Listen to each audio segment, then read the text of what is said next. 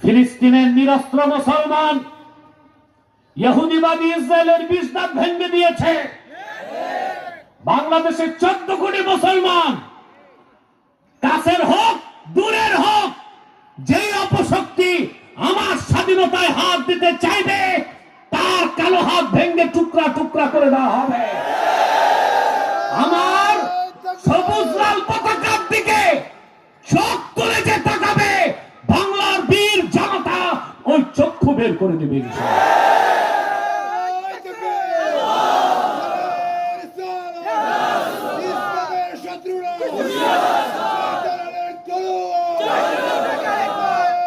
আপনার এখানে বিভিন্ন দল ও মতের লোক আছেন না ভাই? কথা বলে না। আমি আপনাদেরকে করজোড়ে অনুরোধ করছি, ব্যক্তিগত জীবনে দলাদলি করবেন না। আপনারা করেন, আপনাদের এই অঞ্চলটা দাঙ্গা প্রবণ এলাকা, কিছু হইলেই টাডা, এটা আপনাদের মেন অস্ত্র। মিয়া মুসলমানরা টাডা যুদ্ধ করে মারা এর চেয়ে বড় জঘন্য হারাম কাজ আছে? কথা বলেন। আমাদের শত্রু যারা হামলা করতে যায় ওদের জন্য এগুলো রেডি রাখেন। ওদের ক্ষেপণাস্ত্রের জবাবে মুসলমান টাডাই মারবে ইনশাআল্লাহ।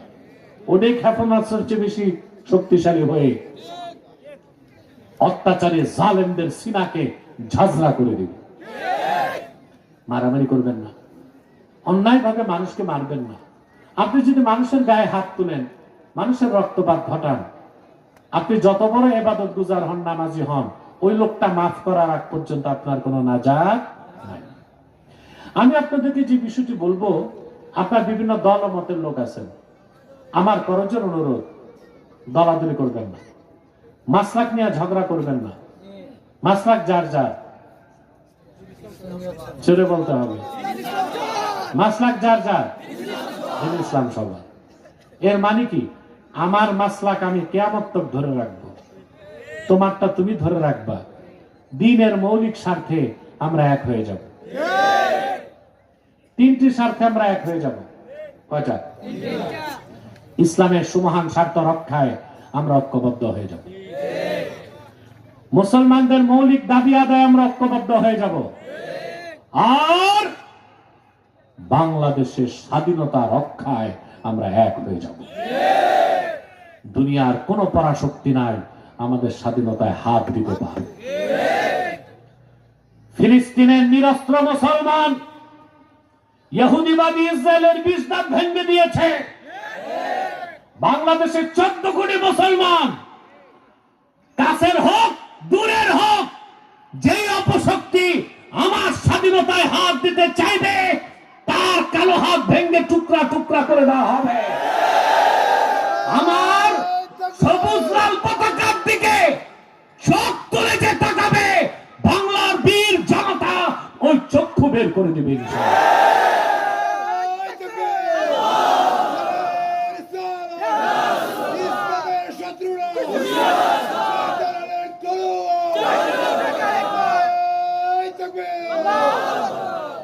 আমার ভাইয়েরা, তিনটা স্বার্থে এক হবেন।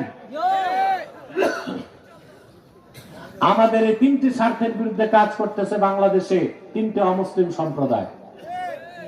তার মধ্যে সবচেয়ে জঘন্য হচ্ছে কুখ্যাত কাদিয়ানী সম্প্রদায়। নিঃসন্দেহে তারা কাফের এবং অমুসলিম। তাদেরকে যারা কাফের বলবে না তারাও কাফের, কারণ তারা আল্লাহর আখির নবী মুহাম্মদ সাল্লাল্লাহু আলাইহি সাল্লামকে আল্লাহ শেষ নবী হিসেবে বিশ্বাস করে না। চিল্লায় বলেন নাউজুবিল্লাহ। এই জন্য তারা কি? তাদেরকে যারা কাফের বলবে না তারা কি? মানুষকে ধোঁকা দিতে তারা মুসলমানদের মতো দাড়ি রাখে, টুপি লাগায়, নাম রাখে, তাই বলে মুসলমান হবে?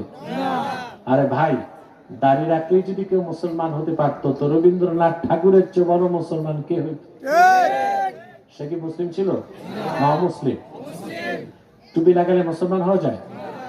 দিল্লি পার্লামেন্টে হিন্দু কংগ্রেসের এমপিরাও টুপি লাগায়, মুসলিম হবে? নাম রাখলে মুসলমান হওয়া যায়? এক শয়তান বোতলে পেশাব করে উপরে লেবেল দিছে শরবত, ওটা কি শরবত হবে? ভিতরে কি? তদ্রুপ কাদিয়ানীরা অমুসলিম কাফের। আব্দুল আউয়াল, আব্দুল সামাদ, মুবাশশির আলী, কবির চৌধুরী, শাহরিয়ার কবিরা, নিঝুম ঝুমদার, এসব নাম রাখার দ্বারা তারা মুসলমান হতে পারে না। আমার ভাইরা, আমার বন্ধুরা, আমার আল্লাহ নবীজি আমার মুহাম্মদ সাল্লাল্লাহু আলাইহি সাল্লামের ইসলাম ও কোরআনের হাজার হাজার হাজার বছর পরে বর্তমান ভারতের কুখ্যাত পাঞ্জাবের কুখ্যাত গুরুদাসপুরের কুখ্যাত কাদিয়ানে ইংরেজ আমলে এক শয়তান নিজকে নবী দাবি করছে। চিল্লায় বলেন নাউজুবিল্লাহ।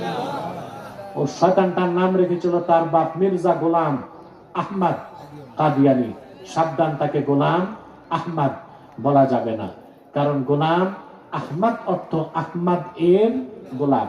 কোন কাফের কোনদিনও গোলাম আহমদ এর গোলাম হতে পারে না। আর কাদিয়ানের কাজ্জাব ছিল শেষ দরজার কুখ্যাত কাফের। সে গোলাম আহমদ এর গোলাম ছিল না, সে ছিল কুখ্যাত শয়তানের কুখ্যাত গোলাম। কাদিয়ানের কাজ্জাব মিথ্যা নবুয়তের দাবিদার মির্জা গোলাম শয়তান কাদিয়ানির উপর গজব এসেছে 1908 সালে। যখন গজব এসেছে, কাদিয়ানের কাজ্জাব মিথ্যা নবুয়তের দাবিদার ইংরেজদের পা চাটা গোলাম মির্জা গোলাম শয়তান কাদিয়ানি 1908 সালে ধ্বংস হয়ে কুখ্যাত জাহান্নামের কুখ্যাত কুকুরে পরিণত হয়েছে। তার অনুসারীরা ধ্বংস হয়েছে। বর্তমানে কিছু কাদিয়ানি বাংলাদেশে আছে। ইতিমধ্যেই তারা 100 সেন্টার করে ফেলছে। বাংলাদেশে এখন হিন্দুদের উৎপাত চলতেছে, মুসলমানের দৃষ্টি ইসকনের দিকে। এই সুযোগে কাদিয়ানীরা বাংলাদেশের কয়েক জায়গায় নতুন কিছু আস্তানা করে ফেলছে। সিলেটের মুসলমান, সজাগ হতে হবে আপনাদেরকে। দুঃখজনক, কিছু আস্তানা সিলেটও করছে তারা। সোভানীঘাটে একটা করছে, সুনামগঞ্জ দিরাইতে করছে, মৌলভীবাজারে করছে, হবিগঞ্জ করছে। কত আত্মঘাতী সিদ্ধান্ত! হিন্দুদের বিরুদ্ধে আমাদের কোনো বক্তব্য নাই, তারা আছে অমুসলিম পরিচয়, আছে না? খ্রিস্টানদের বিরুদ্ধে আমাদের কোনো বক্তব্য নাই, তারা আছে অমুসলিম পরিচয়। আগাখানি বাংলাদেশে আছে না?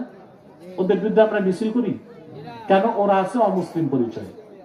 আমাদের কথা এটাই, কাদিয়ানীরা যেহেতু নিঃসন্দেহে কাফের এবং অমুসলিম, তাদেরকে অমুসলিম পরিচয় থাকতে হবে, মুসলিম পরিচয় দেবার কোনো সুযোগ নাই। নাম পরিবর্তন করে করে তারা মিথ্যা পরিচয় দেয়। কখনো নিজেদের পরিচয় দেয় আহমদী জামাত, কখনো বলে আহমদিয়া জামাত, কখনো বলে আহমদী সম্প্রদায়, কখনো বলে আহমদিয়া সম্প্রদায়, কখনো বলে আহমদী মুসলিম জামাত, কখনো বলে আহমদিয়া মুসলিম জামাত। সাবধান, যত কাদিয়ানি ছিল আছে থাকবে, তারা কেউ আহমদী জামাত নয়, আহমদিয়া জামাত নয়, আহমদী সম্প্রদায় নয়, আহমদিয়া সম্প্রদায় নয়, আহমদী মুসলিম জামাত নয়, আহমদিয়া মুসলিম জামাত নয়, তারা শয়তানি জামাত, কুখ্যাত জাহান্নামের কুখ্যাত কুকুরের দল।